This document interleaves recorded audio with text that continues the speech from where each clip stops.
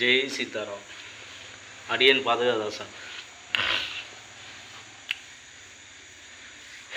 இன்னைக்கு ராமாயணத்தில் என்ன பதிவு பண்ண போகிறோம்? ஒரு இலக்கை அடையணும்னா நம்ம அதை பற்றியே நினைக்கணும், அதை பற்றியே பேசணும், அதை பற்றியே சிந்திச்சுக்கிட்டே இருந்தோம்னா அதை அடைஞ்சிடலாம். குறிக்கோள் அதை நடத்தி வைக்க வேண்டியது பகவானோட விருப்பு. ஆனால் அதை பற்றியே சிந்திக்கிறது, அதை பற்றி பேசுறது, அதை பற்றியே நினைக்கிறது அப்படி. இன்றைக்கி ராமாயணத்தில் என்ன பார்க்க போகிறோம்னா, பகவான் வனவாசத்தில் இருக்கும்போது அவங்களுக்கு என்னென்னலாம் காய்கறிகள் இதெல்லாம் என்னென்னலாம் கிடச்சிச்சு அப்படின்னா, பனக்கிழங்கு, இந்த நெல்லிக்காய், எலுமிச்சம்பழம், அந்த சர்க்கரை எல்லாம், அந்த கரும்பு, இதெல்லாம் அவங்களே அந்த இதில் ஆத்தோரமாக இருக்கிறது இதெல்லாம் பிடிங்கி அவங்களே அதிலே புழிஞ்சு அந்த சாறு புழிஞ்சு நீர்பானகம். அதனால தான் ராமர் கோயிலில் பார்த்தீங்கன்னா நீர்பானகம் தான் அங்கே அதிகமாக இருக்கும். நீர்பானகம், நெல்லிக்காய் இதெல்லாம் அந்த காலத்து அவங்க அதனால தான் ஆரோக்கியமாக அந்த 14 வருஷத்தை ஆரோக்கியமாக கழிச்சுருந்துருக்குறாங்க. அதுலேயும் நெல்லிக்காய்க்கு இன்றைக்கி தான் ஒரு விஷயம் எனக்கு தெரிய வந்துச்சு. நெல்லிக்காவுக்கு இவ்வளோ சிறப்பு இருக்கா அப்படி. நான் அடிக்கடி நினப்பேன், நெல்லிக்காய் ஏதாச்சும் டெய்லி ஒரு நெல்லிக்காய் சாப்பிட்டா என் மைண்டு சொல்லிகிட்டே இருக்கும், டெய்லி ஒரு நெல்லிக்காய் சாப்பிடு. அப்போனா நம்ம உடம்புக்குள்ளே ஏதோ ஒரு சக்தி தேவைப்படுது அப்படின்னு அது கட்டளையிடும். அது நமக்கு தெரியாது, இதை சாப்பிடு இதெல்லாம் நல்லது அப்படின்னு செய்யும். நான் டெய்லி ஒரு நெல்லிக்காய் இதெல்லாம் சாப்பிட்ணுன்னு நினப்பேன். ஆனால் நேரம் கிடைக்கிறது இல்லை இதெல்லாம் வாங்கி வச்சு சாப்பிட்றதுக்கு. நெல்லிக்காய்க்கு அவ்வளோ ஒரு ஸ்பெஷல் இருக்கும். அதுதான் அந்த காலத்தில் நம்ம இங்கேருந்து கடல் தாண்டி போகும்போது இந்த பிரமிடா ஆங்கில எல்லாம் கடல் உள்ள இழுத்துக்குமா, காந்த விஷயம் அதிகமாக இருக்குமா. பிரமிடா ஆங்கில்னு ஒன்று இருக்குது. அதுவும் ராமாயணத்து காலத்தில் உள்ளது தான். ஆஞ்சநேயர் போகும்போது ஆஞ்சநேயரே பிடிச்சி இழுத்துது இந்த கடல். பாருங்க எவ்வளோ கனெக்டிவிட்டின்னு. அப்போ என்னன்னா நம்ம ஆளுங்க இந்த கப்பலில் போகும்போது என்ன பண்ணுவாங்க, அந்த இடத்துக்கு போகும்போது காந்த விஷய புலன்கள்லாம் வேறு மாதிரி, நம்மளுடைய மனநிலைமையெல்லாம் வேறு மாதிரி இருக்குமா. எல்லோரும் கடலில் குதித்து தற்கொலை பண்ணிக்கிற மாதிரி என்ன தூண்டி தெரியல, நிறைய செத்து போயிடுவாங்களாம். அந்த மாதிரிலாம் நிறையா தோணுமா. அதுக்காக அந்த மைண்டை மாற்றாமல் இருக்கணுங்கிறதுக்காக என்ன பண்ணுவாங்கன்னா, இங்கேருந்து நெல்லிக்காய் கொண்டுட்டு போய் நெல்லிக்காய் சாப்பிடுவாங்க. அப்படி நெல்லிக்காய் சாப்பிடும்போது அந்த எதிர்மறை எண்ணங்கள்லாம் வராதான். அதை இன்னமும் ஃபாரின்லாம் அதர் கண்ட்ரியிலெல்லாம் இராணுவ வீரர்கள் நெல்லிக்காய் கொடுப்பாங்களாம். அந்த மாதிரி எண்ணங்கள்லாம் வராமல் இருக்கிறதுக்காக, நல்ல எண்ணங்கள், நல்ல வைப்ரேஷன் இதெல்லாம் கிடைக்கணும்னா நெல்லிக்காவில் அவ்வளோ ஒரு மகத்துவம் இருக்குது. நெல்லிக்காய் இன்னொன்று என்னென்னா, நெல்லிக்காய் மகாலட்சுமி வாசம் பண்ணுற இடம் அதுன்னு சொல்லுவாங்க. அதனால் நம்ம நெல்லிக்காய் வீட்டில் இருக்கிறது ரொம்ப நல்லது. அப்படியெல்லாம் ராமபெருமான் வனவாசத்தெல்லாம் இருக்கும்போது இதை வச்சு தான் சாப்பிட்டுட்டு ஆரோக்கியமாக வந்தாங்க. நம்மளால் பெருசாக எதுவும் வாங்கி சாப்பிட முடியாது. ஆனால் நெல்லிக்காய் ஈஸியானது தான், கம்மியான ரேட்டு தான், அதை வாங்கி சாப்பிட்லாம். பானகம், பெருமாள் கோயிலில் பானகம் கலந்து வெல்லம், ஏலக்காய், வெற்றிவேறு, அது என்ன சர்க்கரை, அவுள், இதெல்லாம் எளிமையான விஷயமா துளசி இதெல்லாம் வச்சு பண்ணாலே பெருமாள் ரொம்ப சந்தோஷமாக ஏற்றுக்காரு. ஏன்னா அவர் கஷ்டத்தில் இருக்கும்போது என்ன கிடச்சிச்சோ அதை தான் இன்னமும் பெருசாக கொண்டாடுறாங்க கோயில். அவுள், பானகம், நீர்மோர், பானகம், அது மாதிரி கொண்டாடலாம். அப்புறம் நம்மளை டெவலப் பண்ணிக்கிறதுக்கு வேறு என்ன செய்யலாம் அப்படின்னா, வாரம் ஃபுல்லாக உழைக்கலாம். 6 நாள் வேலை செய்கிறோமா, ஒரு நாள் அந்த நம்ம செய்த பாவத்துக்காகவும் புண்ணியத்துக்காகவும் தான் அந்த 6 நாள் ஓடுறோம் உடையாரோம். நமக்கு யாராச்சும் பாராட்டு தெரிவித்தாலும் அது புண்ணியத்தை சேருது. நம்மளை யாராச்சும் வேலை செய்கிற இடத்துல இல்லை போகிற எங்கேயாவது திட்டினாலும் நம்மளை அடித்தாலும் அது பாவத்தில் சேருது. நம்ம கௌரவிச்சா புண்ணியத்தில் சேருது. நம்ம கௌரவிக்கும் போது நம்ம சந்தோஷப்படுவோம், அது புண்ணியத்தில் சேர்ந்து போயிடும். நம்மளை யாராச்சும் திட்டி இகழ்ந்து சண்டை போட்டு மனஅரிச்சு இதெல்லாம் பண்ணி இதெல்லாம் இந்த நிகழ்வாக நடந்தால் பாவத்தில் சேர்ந்து போயிடும். அப்போ இது எதில் சேருது அப்படின்னா, இதுக்கு இடையில் அந்த 7ஆவது நாள் இருக்குது பார்த்தீங்களா, அந்த 7ஆவது நாளை நம்ம ஆத்மாவுக்காக ஒதுக்கிக்கிறது நல்லது. இந்த ஆத்மா வந்திருக்கு, அது தூய்மையான இடத்துக்கு போகணும். நம்ம ஒருத்தர் போய் வேலை செஞ்சிகிட்ருக்கோம், அது நம்ம பாவ புண்ணியத்துக்காக அங்கே போய் வேலை பார்த்துட்ருக்கோம். அதையும் மீறி அதுலேருந்து அந்த கிணத்துலேருந்து தப்பிச்சு வெளியில் வந்து நம்ம பகவானுடைய பாதத்தில் போய் சேரணும்னா, உண்மையான ஒரு உயர்ந்த இடத்துல போய் அடையணும் அப்படின்னா, நம்ம ஒரு புது முயற்சியை பண்ணிக்கிட்டே இருக்கணும். வெளியே தெரியாமல், எப்படி சொல்கிறது, வெளியே தெரியாமல் தப்பிக்கிறதுக்கு ஒவ்வொரு செங்கல்லாம் வச்சு கட்டி கட்டி அந்த அந்த செங்கல் மேலே ஏறி ஏறி ஏறி உயர்ந்த இடத்துக்கு போகணும்னு சொல்லுவாங்களே, அந்த மாதிரி நம்ம அந்த வாரம் ஒரு நாள் கிடைக்குதுல்ல, அதையும் கொண்டுட்டு போய் நம்ம வேலை செய்கிறேன்னு பணத்தாசையோ இல்லை யாராச்சும் நல்லா நீங்கள் வாங்க நீங்கள் எல்லாத்தையும் இந்த வேலையை நடக்காது அப்படிலாம் நிறைய சொல்லுவாங்க. அதெல்லாம் நம்ம இருந்தக்கூடாது. நம்ம அந்த ஒரு நாளை நமக்காக ஒதுக்கி அந்த ஒரு நாள் எங்கெங்கெல்லாம் புனித சேத்தனம் இருக்கோ அதில் போய் குளிக்கணும், நீராடணும். புனித தலத்துக்கு ஒவ்வொரு வாரமும் ஒவ்வொரு புனித தலத்துக்கு போகணும். அப்போ தான் உங்களை அங்கே எப்படி சொல்கிறது, நம்மளை பிடிச்ச அந்த இது விடும். நமக்குள்ளே ஏதோ ஒன்று பிடிச்சிருக்கும். அதனால தான் நம்ம போய் அங்கங்கே போய் மாட்டிக்கிட்டு சித்திரவதைப்படுறது இல்லை சந்தோஷப்படுறது. அது நல்ல கிரகம் பிடிச்சிருந்தாலும் சந்தோஷத்தை அனுப்பிப்போம், அது கெட்ட கிரகம் பிடிச்சிருந்தாலும் துன்பத்தை அனுப்பிப்போம். இதெல்லாம் மீட்டு பகவான்கிட்ட போனோம் அப்படின்னா வாரத்தில் ஒரு நாள் எடுத்துக்கணும், எல்லாத்தையும் கட்டி விட்டணும். இந்த ஆத்மாவை நீங்கள் என்ன பண்ணியிருக்கீங்க? உங்களை ஜெயிக்க வைக்கிறதுக்கு வேறு யாரும் வர மாட்டாங்க. உங்கள் அண்ணன் தம்பி அப்பா அம்மா சொந்த பந்தம் முதலாளி இது விட்றவர் யாரும் மாட்டாங்க. உங்களை நீங்கள் தான் ஜெயிக்க வைக்கிறதுக்கு நீங்கள் தான் ஒவ்வொரு படியாக எடுத்து வைக்கணும். அதுக்கு அந்த வாரத்தில் ஒரு நாள் புனித நீராடல், எங்கேயாச்சும் ஒரு குளத்தில் போய் ஒரு நீராடல், இல்லை நீராட முடியலை அந்த குளத்தில் போய் அந்த தண்ணி எடுத்து தெளிக்கிறது, அந்த குளத்தில் உள்ள அந்த ஸ்தலத்தில் உள்ள ஒரு கோயிலில் குளத்தில் ஒரு மீனுக்கோ ஏதோ பொரியோ அவ்வளோ இல்லை வாழைப்பழமோ வாங்கி போட்டு வந்தீங்கன்னா, நீங்கள் செய்கிற இந்த ஒவ்வொரு வாரமாக செய்கிறது உங்களை உயர்ந்த இடத்துல கொண்டுட்டு போய் வைக்கும். பகவான் உங்களை லீட் பண்ணி அழைச்சிட்டு போயிட்டே இருப்பார். ரொம்ப சூப்பரான மெத்தட். இதை விட வேறு எளிமை மெத்தட் வேறு எதுவுமே கிடையாது. நம்மளை டெவலப் பண்ணுறதுக்கு வேறு யாரும் வரமாட்டாங்க. அந்த ஒரு நாளை நீங்கள் மிஸ் பண்ணி அதையும் நான் சம்பாதிக்க போகிறேன், அங்கே போகிறேன், ஊர் சுற்ற போகிறேன், இங்கே பண்ண போகிறேன் அப்படின்னு வேஸ்ட் பண்ணிடாமல் அந்த ஒரு நாள் ரெஸ்ட் எடுங்க. ரெஸ்ட் எடுத்துகிட்டு அன்னைக்கிட்டு ஒரு ஸ்தலத்துக்கு போயிருங்க. ஏதோ ஒரு ஸ்தலத்துக்கு கிளம்பி வண்டி எடுத்துகிட்டு ஒரு காசை பார்க்காதீங்க. இதோட நிறைய பகம் உங்களுக்கு கொடுப்பார். ஆனால் முயற்சி பண்ணணும். அந்த முயற்சி பண்ண விடாமல் உங்களோட சிந்தனை மழுங்கடைச்சிடும். நீங்கள் இப்போ நான் சொல்கிறத கேட்டுட்டு சரி தம்பி சொல்லியிருக்கிறாப்புல சொல்கிறது கேட்குறீங்களா, அது வேறு பிரச்சனை. நான் சொல்கிறேன், நான் எனக்குள்ள எண்ணங்களை என்னையே படுக்க போட்டு ஆஃப் பண்ணிவிடும்.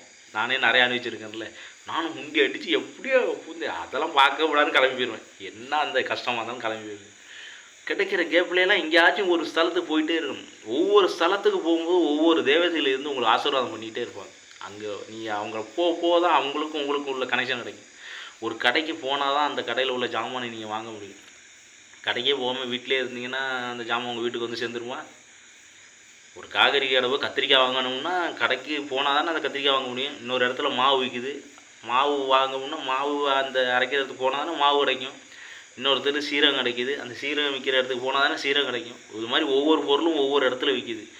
அதுக்கெல்லாம் நீங்கள் மெனக்கெட்டு போனால் தானே நீங்கள் அதை வாங்கிட்டு வர முடியும். அதுக்கு தேவை காசு. அதுக்காக தான் அந்த வாரம் ஃபுல்லாக ஓடுறது.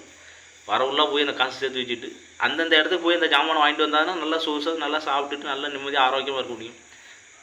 அதே மாதிரி தான் நீங்கள் முயற்சி பண்ணி அந்த ஒரு வாரத்தில் போய் உங்களுக்கு தேவையான ஜாமானை பூரா வாங்கிட்டு வரீங்களே, அதே மாதிரி தான் அந்த வாரம் ஃபுல்லாக எல்லாத்தையும் உங்கள் பாவனைக்காக உங்களை போட்டு குத்தி உங்களை சித்திரப்படுத்தினாலும் சரி, சந்தோஷப்படுத்தினாலும் சரி, அதெல்லாம் கட்டி விட்டு அந்த வாரத்தில் ஒரு நாள் போய் உங்களுக்கு தேவையான அந்த ஆத்மாவுக்கு தேவையான அந்த ஸ்தலத்தில் போய் நீராடி அந்த பெருமாளையோ இல்லை அது எந்த மதம் வேணாலும் இருக்கலாம், அந்தந்த மதத்தில் உள்ள அந்த இதில் போய் அவங்கவுங்கள போய் நீங்கள் பார்த்துட்டு வரும். ரொம்ப விசேஷம். இது எனக்கு தெரிஞ்ச ஒரு சின்ன அட்வைஸ் எல்லாம் கிடையாது. இதை நான் ஃபாலோ பண்ணுறதுக்கு நானே சொல்லிக்கிறேன். நான் இப்போ தான் அந்த மாதிரியெல்லாம் ஸ்டெப் எடுத்து போகும்போது தான் எனக்கு அதோட அனுபவம் கிடைக்கிது. ஓஹோ, இப்படியெல்லாம் நம்ம வேஸ்ட் பண்ணிட்டோம் நிறைய நாள். இது மாதிரியெல்லாம் போனால் தான் அந்தந்த கோவிலில் இருக்கிற அந்த தேவதைகள்லாம் அனுகிரகம் உண்டு. நல்லா தெரியுது. அதெல்லாம் எந்த ஒரு மாற்றம் இல்லை. நம்மளை அடுத்த லெவலுக்கு கொண்டுட்டு போகிறதுக்கு அதுவெல்லாம் ஒரு சப்போர்ட்டாக நிற்கும். உங்கள் பின்னாடியே வந்துடும். நீங்கள் எந்தெந்த கோவிலெலாம் போகிறீங்களோ அந்தந்த தேவதைகள்லாம் உங்கள் பின்னாடியே வந்து உங்களை பாதுகாத்து லீட் பண்ணி எந்த பிரச்சனையும் மாட்டாமல் உங்களை லீட் பண்ணி போயிட்டே இருக்கும். அது எது வேணாலும் இருக்கலாம். முயற்சி பண்ணி பாருங்கள். டயத்தை வேஸ்ட் பண்ணவே பண்ணாதீங்க. மேக்ஸிமம் யார்ட்டையும் பேசுகிறத அவாய்ட் பண்ணிடுங்க. அவாய்ட் பண்ணிவிட்டு நீங்கள் எந்த இடத்துக்கு எப்படி போகிறதுங்கிற மட்டும்தான் உங்களுக்கு கான்செப்டாக இருக்கும். மற்றதுலாம் அதெல்லாம் நம்ம பகவான் நம்மளை இங்கே பிறக்க வச்சுட்டாரு, நமக்கு தேவையானதெல்லாம் அவர் கொடுத்துருவார் தான் அதில்னு. ஆனால் நம்ம மீறி அதுக்கு மீறி இந்த உலகத்துக்கு நல்ல விஷயங்களை ஏதாச்சும் பதிவு பண்ணணும். நம்ம கூட இருக்கணும்னா நல்லா இருக்குன்னு நினைக்கணும். நம்ம கூட சண்டை போட்டவங்க கூட நல்லா இருக்குன்னு நினைக்கணும். இப்போ நம்ம ஏதாவது தவறு செஞ்சுருப்போம், நம்ம தவறு செய்யாமல் நம்மளை யாரும் ஒருத்தர் வந்து திட்டமாட்டாங்க, நம்மள்ட்ட இன்சல்ட் படுத்த மாட்டாங்க, நம்மளை அவமானப்படுத்த மாட்டாங்க எல்லாம் இல்லை. நம்மளும் ஏதோ ஒரு தவறு செஞ்சுருப்போம், அதுக்கு வந்து அவங்க திட்டிருப்பாங்க, இல்லை அவமானம் நம்மளை வேணும்னே பழி வாங்குறதுக்காக நம்மளை இன்சல்ட் பண்ணுறது, நம்மளை அவமானப்படுத்துறது, இது மாதிரிலாம் நிறைய பண்ணிக்கிட்டே இருப்பாங்க. நம்மளை அவமதிக்காது எல்லாம் நிறைய பண்ணிக்கிட்டே இருப்பாங்க. நம்ம மன நோகிற மாதிரியெல்லாம் நிறைய நிகழ்ச்சியெல்லாம் அவங்கெல்லாம் பண்ணுவாங்க. நம்மளை சுற்றி உள்ளவங்க இருந்துக்கிட்டு அதெல்லாம் பண்ணிக்கிட்டே இருப்பாங்க. அதை கூட நீங்கள் மன்னிச்சு, இதுதான் இயேசுநாதர் சொல்லியிருக்கிறார். இயேசுநாதர், கிருஷ்ணர், இவங்கெல்லாம் வந்து ராமர், நபிகள் நாயகன், இவங்கெல்லாம் சொல்லிட்டு போனது என்னென்னா, உங்களுக்கு யார் கெடுதல் பண்ணால் கூட அவங்களுக்காகவும் வேண்டிங்க. கொஞ்சம் தெரியாமல் இப்படி பண்ணிகிட்டு இருக்காங்களே இந்த பாவத்தையெல்லாம், இந்த பாவத்திலேருந்து இவங்களுக்கு விடுதலை கொடுங்கன்னு இயேசுநாதர் சொன்னார். அதாவது அவங்களுக்கு சிலுவையில் ஏற்றும் போது கூட அந்த ஐயோ இயேசுநாதர் ஐயோ இவங்கெல்லாம் தான் இப்படி இந்த இதெல்லாம் பாவச்சின்னு தெரியாமல் இப்படி போட்டு பண்ணிகிட்டு இருக்காங்களே, இவங்களுக்காகவும் மன்னிக்கிற பக்குவத்தை அந்த இதெல்லாம் ஒவ்வொரு ரிஷிகள், அவங்களாம் ரிஷிகள். இயேசுநாதெல்லாம் ஒரு ரிஷிகள், நபிகள் நாயகம் ஒரு ரிஷிகள், கிருஷ்ணரும் ஒரு பெரிய ரிஷி தான், ராமரும் ஒரு பெரிய ரிஷி தான், சீதையும் ஒரு பெரிய ரிஷி தான், ஆஞ்சநேயரும் ஒரு பெரிய ரிஷி தான், முருகனும் ஒரு ரிஷி தான், மாரியம்மா ஒரு எல்லாருமே அந்த பிரம்மத்தை உணர்ந்தவங்க. பிரம்மத்தை உணர்ந்தவங்களால் மட்டும்தான் யாரையும் தண்டிக்கிற அந்த எண்ணம் வராது. ஓ அவங்க தெரியாமல் இதெல்லாம் பண்ணிகிட்ருக்காங்க, தெரிஞ்சால் அவங்க இன்னும் வேதனைப்படுவாங்களே, ஐயோ இப்படி நம்ம தண்டிச்சிட்டோமே அப்படின்னு. இப்போ ஒரு பொருளை ஒரு எறும்பை கொண்டுட்டோம்னா ஐயோ அந்த எறும்புக்கு நம்மளை மாதிரி வலிக்குமே, ஒரு மீனை வெட்டி திங்கிறோம், ஐயோ அந்த மீன் நம்மளை மாதிரியே அந்த மீனுக்கும் வலி இருக்குமே அப்படின்னு அந்த எப்போ அந்த உணர்வு வருதோ அப்போ நீங்கள் பிரம்மத்தோடு இணைஞ்சிருங்க. ஒரு ஆடை விட்டுருவோம், இல்லை ஒரு கறிக்கடையில் போய் ஏதோ ஜாமான், நான் ஒரு கறி எங்கள் வீட்டுக்கு ஏதாவது ஜாமான் கறியோ, இல்லை எங்கள் வீட்டில் சாப்பிட்றவங்க, நான் சாப்பிட்றதில்ல, ஆனால் எங்கள் வீட்டில் ஏதோ சாப்பிட்றவங்க வாங்க போவேன், அதை வெட்டும்போது துடி பார்க்கும்போது ஓஹோ நம்மளை மாதிரி நம்ம அது வெட்டும்போது அப்படியே எண்ணெய் வெட்டுற மாதிரி, ஓஹோ அந்த நமக்கு உள்ளது மாதிரி தானே அதுக்கும் கை கால் எல்லாம் இருக்குது, அதுக்கும் உணர்வு இருக்குது, இப்படியெல்லாம் பண்ணிக்கிட்டு இருக்கமே. அந்த உணர்வு எப்போ கிராஸ் ஆகுதோ அப்போ அந்த பிரம்மத்தோடு இணைஞ்சிருக்கீங்க. அதுக்காகவே அங்கே நின்றுட்டு வேண்டிக்கணும், பகவானே இதுக்கு நல்லபடியாக இதை கொடுங்க, நல்ல வாழ்க்கையை கொடுங்க, இதோட முடிஞ்சு போச்சு அது துன்பம். நம்ம ஒரு விஷயத்தை துன்புறுத்தி சாப்பிட்டோம்னா அதே துன்பத்தை நம்மளும் அனுபவிப்போம். அதுதான் வள்ளலார் சொன்னார், எந்த ஒரு விஷயத்தை துன்புறுத்தாதீங்க, துன்புறுத்தாமல் நீங்கள் சாத்மீகமாக போய் சாப்பிடுங்க, உங்களுக்கும் அந்த சாத்மீகமான துன்பமாக வரும். துன்புறுத்தி சாப்பிட்றத விட அது துன்புறுத்தி துன்பமாக வரும். கையில் அடிபடுறது, வெட்டிக்கிறது, குத்திக்கிறது, கை கிழிக்கிறது, கீழே வந்து கால் உடைஞ்சி போகுது, இதெல்லாம் நம்ம அதுவல்ல துன்புறுத்தின அந்த இதெல்லாம் பதிவாகிருக்கு இந்த பிரபஞ்சத்தில். இந்த மேக்னெட்டிங் பவரில் இதெல்லாம் பதிவாகும். நம்ம என்னென்னலாம் செய்கிறோமோ அதெல்லாம் பதிவாகும். இப்போ நான் யாராச்சும் திட்டினேன் அப்படின்னா அது பதிவாயிடும், நான் யாராச்சும் கல் எடுத்து அடித்தேன் அதெல்லாம் பதிவாயிடும், இல்லை ஏதாச்சும் ஒரு பொண்ணை தப்பாக ஏதோ எங்கள் முன்னோர்களே யாரோ ஏதோ பண்ணியிருந்தாங்க, இப்போ நான் பண்ணலை ஆனால் யாரோ ஒருத்தவங்க பண்ணியிருக்காங்க அப்படின்னா அதுவும் பதிவாயிடும். எது செஞ்சாலும் இந்த பஞ்சாயிரும். இல்லை இந்த யாரோ பெண்களுக்கு நிறைய, இப்போ நான் போன ஜெர்வியில் நிறையா பெண்களுக்கு நிறையா நல்லது பண்ணியிருக்கிறேன் அப்படின்னா அதுவும் பதிவாக இருக்கும். இப்போ இந்த நான் இப்போ நடந்து போகிற பாதையெல்லாம் எல்லாரும் பெண்கள் வந்து எனக்கு உதவி பண்ணுவோம். இது வரைக்கும் நாங்கள் கடந்து வந்த பாதையில் நிறைய பெண்கள் எனக்கு உதவி பண்ணியிருக்காங்க. நான் வேலை செய்கிற இடத்துலையும் சரி, கடந்து போன பாதையிலையும் சரி, பெண்கள் வந்து எனக்கு நிறைய சப்போர்ட் பண்ணியிருக்காங்க. நான் அப்போ யோசிச்சுவேன், ஓஹோ போன ஜென்மத்தில் பெண்களுக்கு நம்ம நிறைய நல்லது பண்ணியிருந்துருக்குறோம், அதனால தான் பெண்கள்லாம் வந்து நம்மளை சுற்றி பாதுகாத்துருக்கிறாங்க. அது எப்படி உணர்ந்துக்கிறேன்னா, என்கிட்ட ஒரு பெண்கள் சண்டை போட்டால் கூட அதனால ஒரு நன்மை நடக்குது. அந்த சண்டைனால் நம்மளை நிறையா காப்பாற்றி வச்சுருக்குறாங்க, அதெல்லாம் நான் உணர்ந்துருக்கிறேன். நான் போகிற அனைத்து இடத்துலையும் எனக்கு நிறைய பெண்கள் நல்லதாக பண்ணியிருக்கிறாங்க, எந்த ஒரு இது இல்லை. ஆனால் என் குடும்பத்தில் யாரோ ஏதோ பண்ணியிருந்துருக்கலாம், அதனாலே அந்த இதனால் அந்த பெண் மூலியமாக சில சண்டை சச்சரவுகள்லாம் நிறையாலாம் வந்திருக்காது. அதே இன்னொரு இடத்துல பெண்களே இருந்து காப்பாற்றி விட்ருக்குறாங்க. அப்போ எனக்கு ஓஹோ மாரியம்மா மாதிரி, அந்த ஆண்டாள் நாச்சி மாதிரி இருந்து இவங்கெல்லாம் வந்து என்னை காப்பாற்றி லீட் பண்ணி ஒவ்வொரு இடத்துலையும் நான் கடந்து வந்த பாதையில் பார்த்தீங்கன்னா ஏதோ ஒரு இடத்துல ஏதோ ஒரு பெண் என்னை காப்பாற்றி கொண்டுட்டு வந்துகிட்டே இருக்கு. அது பெரிய எனக்கு ஒரு ப்ளஸ்ஸு தான். அப்போ எல்லாம் சரி நமக்கு பின்னாடியும் பெண் தேவதைகளுக்கு முன்னாடி ஏதோ பண்ணியிருக்கிறோம், அப்போ நம்மளை காப்பாற்றுது. அப்போ இதெல்லாம் முன்னாடி செஞ்சது இங்கே வந்து நின்று எல்லாம் காப்பாற்றுது. அது மாதிரி நீங்கள் ஏதாச்சும் நல்லதை இங்கே விதைச்சி வச்சாதான் அடுத்தது அது உங்களை லீட் பண்ணி அழைச்சிட்டு போகும். விதைக்கும் போது நல்லதாக விதைக்கணும். இப்போ நான் என்ன விதைச்சிருக்கேன்னு எனக்கே தெரியலை. நல்லதை விதைச்சிருக்கலாம், கெட்டதை விதைச்சிருக்கலாம், அந்த ராமனுக்கு தான் தெரியும். இதுக்கு வேற சரணாகதி பேர். நான் என்கிட்ட ஒப்படைச்சிட்டேன் ராமத்தை. ராமா, நான் செய்கிறது நல்லதா கெட்டதா எதுவுமே எனக்கு தெரியலை. எதை நீ என்னை உள்ளுக்குள்ளே இருந்துட்டு உட்காந்துட்டு எதை சொல்கிற, எதை நீ பண்ண சொல்கிற, எதை பண்ணிகிட்ருக்கு. அவ்வளோதான். ஜெய் சீதாராம். இறுக்கமாக பிடிச்சிங்க, அவரே உங்களுக்கு வந்து ஒவ்வொரு வழியை காட்டுவார். நீங்கள் எந்தெந்த தெய்வங்களை கும்பிட்றீங்களோ அவங்கள இறுக்கமாக பிடிச்சி அவங்கள்ட்ட கேளுங்க, எனக்கு ஒரு நல்ல வழியை காட்டுங்க, எனக்கு நல்ல எண்ணங்கத்தை கொடுங்க, நல்ல செயலை சிந்திக்கிற அந்த ஆற்றலை கொடுங்க, தப்பான மனிதர்கள்ட்ட போய் பழக்க வழக்க வச்சுக்காத அளவுக்கு என்னை மாற்றி விட்டு ப்ரொடெக்ட் பண்ணுங்கள். அவங்ககிட்டேருந்து எனக்கு ரிலீஃப் ஆகி நான் நல்ல மனிதர்களோடு ட்ராவல் பண்ணணும், நல்ல விஷயங்களை கற்றுக்கணும், உயர்ந்த இடத்துல போய் உட்காரணும், நல்லா சந்தோஷமாக இருக்கணும், நல்லபடியாக ஓஹோன்னு வாழணும். இப்படியெல்லாம் நல்ல விஷயமா கேளுங்க, பாசிட்டிவாக கேளுங்க. நடக்குது கேட்குறத நல்லா பெருசாக பகவான் இறைவன்ட்டு கேளுங்க. ஜெய் சீதாராம். இன்றைக்கி காலையில் இந்த நைட்டுக்குள்ளே ஏதாச்சும் ஒரு நல்ல விஷயம் செஞ்சுருக்கோமா, நைட்டு போய் படுக்கும்போது பாருங்கள், இன்றைக்கி ஏதாச்சும் ஒரு நல்ல விஷயம் பண்ணியிருக்கிறோமா, யாருக்காச்சும் நல்லது செஞ்சுருக்கிறோமா, இன்றைக்கி என்ன பதிவு பண்ணி வச்சுருக்கோம் அப்படின்னு பதிவு பண்ணுங்க.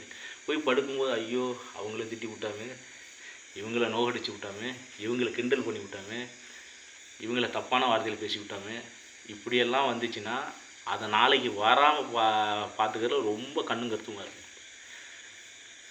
சிந்தித்து பார்த்து செய்கையை மாற்று, தவறு சிறுசாக இருக்கும்போதே திருத்திக்க, தெரிஞ்சும் தெரியாமல் செய்து இருந்தால் அது திரும்பவும் வராமல் பார்த்துக்க. இது பட்டுக்கோட்டையார் பாட்டு. இது ரொம்ப அருமையான வரி. ஜெய் சீதா.